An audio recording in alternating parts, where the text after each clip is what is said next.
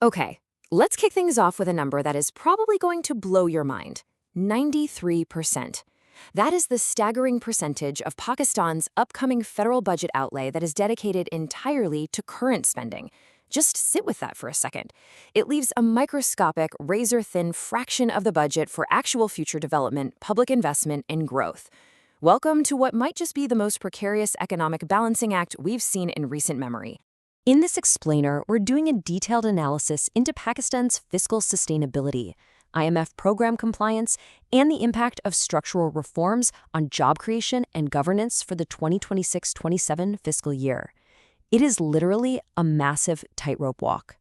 On one side, the government has to satisfy strict external lenders like the IMF just to save the macroeconomy from default.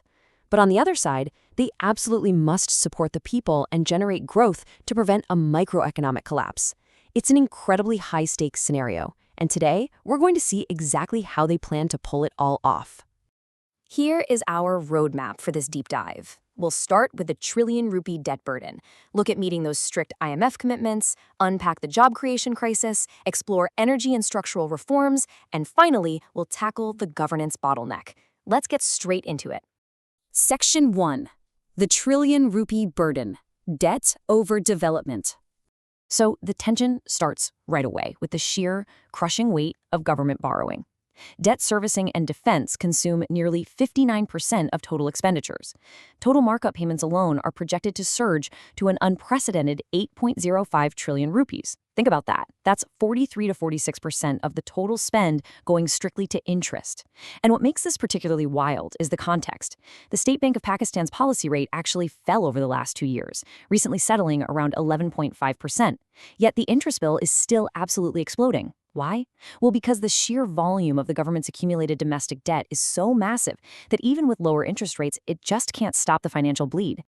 To really put this in perspective, just look at this contrast. You've got 8.05 trillion rupees, which is mostly pocketed by domestic commercial banks and markup payments, weighing against a mere 1 trillion rupees allocated for the federal public sector development program.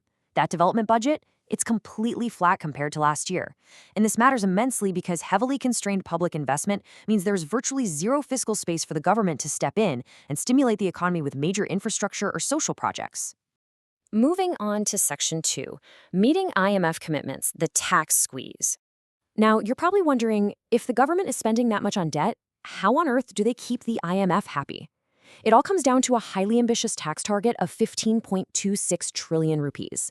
That is an 18% jump from the previous year, with the goal of pushing the tax to GDP ratio up to 10.6%. And half of this is expected to come from direct taxes. Why push so aggressively? Because Pakistan is mandated to secure a fourth consecutive primary surplus of 2.0% as part of its IMF-aligned consolidation path. Essentially, they have to prove without a shadow of a doubt that they are collecting more than they are spending before even looking at those interest payments. But here's the catch. This stabilization path is incredibly fragile. The finance ministry itself has issued a stark warning regarding major fiscal risks. Let's say global oil prices spike due to Middle East tensions, maybe a $40 per barrel increase. The government might have to absorb that cost through subsidies, which could instantly expand the fiscal deficit by 0.8% of GDP. Furthermore, if economic growth slows down by just 1%, tax revenues drop, social spending needs rise, and boom, the deficit widens by another 0.2%. It is a razor-thin margin for error when your domestic economic realities are balancing on such delicate global factors. Section 3. The job creation crisis and the human cost. Let's pivot away from the macro numbers for a second and look at the everyday survival side of things, the real human cost. Because let's face it, stabilization without employment isn't a recovery. Think about this for a minute. Nearly 5.9 million citizens are currently unemployed. The general jobless rate has hit a 21-year high of 7.1%. And when you break that down, the picture gets even more concerning. Youth unemployment is sitting at 12.5%, and female unemployment is at 9.7%. You have this rapidly expanding young workforce entering an economy that simply isn't generating enough formal work to absorb them. The sheer scale of this problem is daunting. World Bank President Ajay Banga recently pointed out that Pakistan needs to generate 25 to 30 million new jobs over the next decade. That translates to creating 2.5 to 3 million formal jobs every single year. If the economy fails to meet this threshold, Experts are warning of severe social instability, not to mention an accelerated exodus of the country's top-skilled talent. Which brings us to Section 4, Energy and Structural Reforms, the engines of opportunity.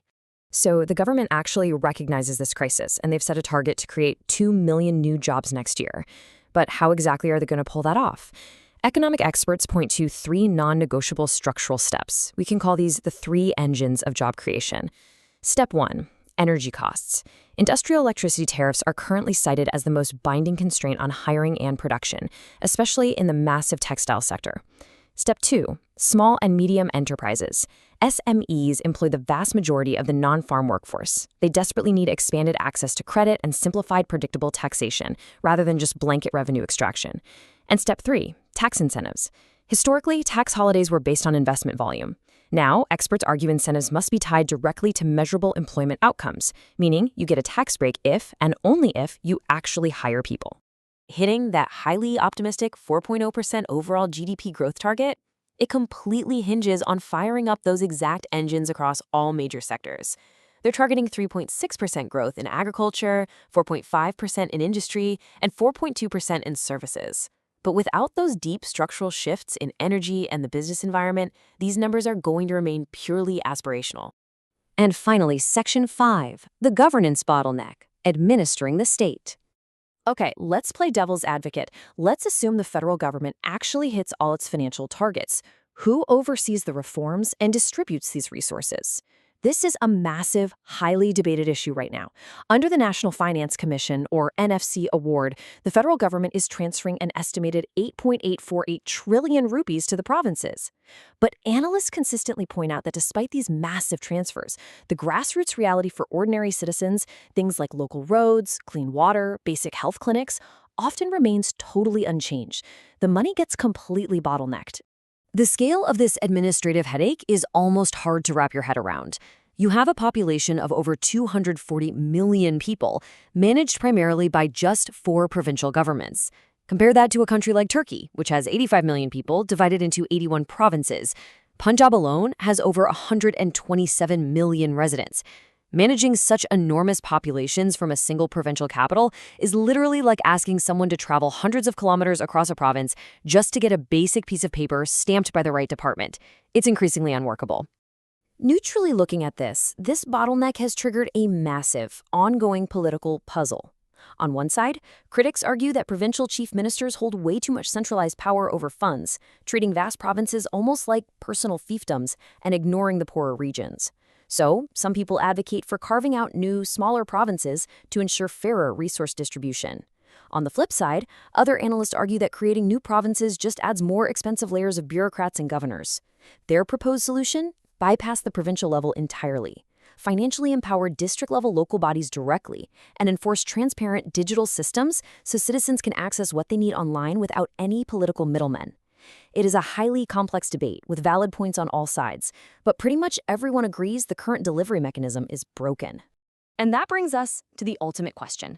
As Pakistan walks this incredibly precarious tightrope, balancing over 8 trillion rupees in debt servicing against a desperate need for 2 million new jobs, all while navigating intense political debates over how to even deliver basic services, will this budget turn macroeconomic stabilization into real, on-the-ground opportunity?